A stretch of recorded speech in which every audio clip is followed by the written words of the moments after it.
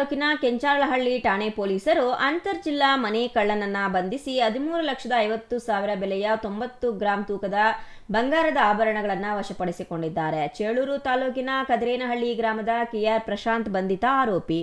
ಸುಮಾರು 1 ವರ್ಷದ ಹಿಂದೆ ಕೊನೆಪಲ್ಲಿ ಗ್ರಾಮದ ಲಕ್ಷ್ಮೀಪತಿ ಎಂಬುವರ ಮನೆಯಲ್ಲಿ 66 ಗ್ರಾಂ ತೂಕದ ಬಂಗಾರದ ಆಭರಣಗಳು ಕಳ್ಳತನ. ಸುಮಾರು 5 ತಿಂಗಳ ಹಿಂದೆ ಆನಪಲ್ಲಿ ಗ್ರಾಮದ ವಿನೋದಮ್ಮ ಮನೆಯಲ್ಲಿ 20 ಗ್ರಾಂ ತೂಕದ ಬಂಗಾರದ ಆಭರಣಗಳ ಕಳ್ಳತನ ಸಂಬಂಧ ದೂರುಗಳು ದಾಖಲಾಗಿದ್ದವು. ಆರೋಪಿಗಳ ಪತ್ತೆಗಾಗಿ ಠಾಣೆಯ ಇನ್ಸ್ಪೆಕ್ಟರ್ ಜಿಸಿ ನಾರಾಯಣಸ್ವಾಮಿ ನೇತೃತ್ವದಲ್ಲಿ ವಿಶೇಷ ತಂಡವನ್ನ ರಚಿಸಲಾಗಿತ್ತು. ತಂಡವು ಕಳ್ಳತನವಾದ ಮನೆಗಳಿಗೆ ಭೇಟಿ ನೀಡಿ ಹೇಳಿಕೆಗಳನ್ನು ಪಡೆದುಕೊಂಡು ವಿವಿಧ ಆಯಾಮಗಳಿಂದ ಆರೋಪಿಗಳ ಪತ್ತೆಗಾಗಿ ಕ್ರಮ ಕೈಗೊಂಡಿದ್ದರು.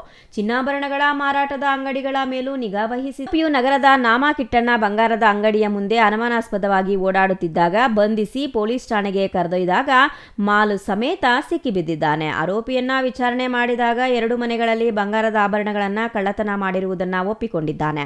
ಬೆಂಗಳೂರು ಗ್ರಾಮಾಂತರ ಜಿಲ್ಲೆ ಹೊಸಕೋಟೆ ಪೊಲೀಸ್ ಠಾಣೆಯಲ್ಲಿ ಹಾಗೂ ಬೆಂಗಳೂರು ನಗರದ ಕಾಮಾಕ್ಷಿಪಾಳ್ಯ ಪೊಲೀಸ್ ಠಾಣೆಯ ಕಳ್ಳತನ ಪ್ರಕರಣಗಳಲ್ಲಿ ಆರೋಪಿಯಾಗಿದ್ದಾನೆ. Imran Khan, CTV news, Chintamani.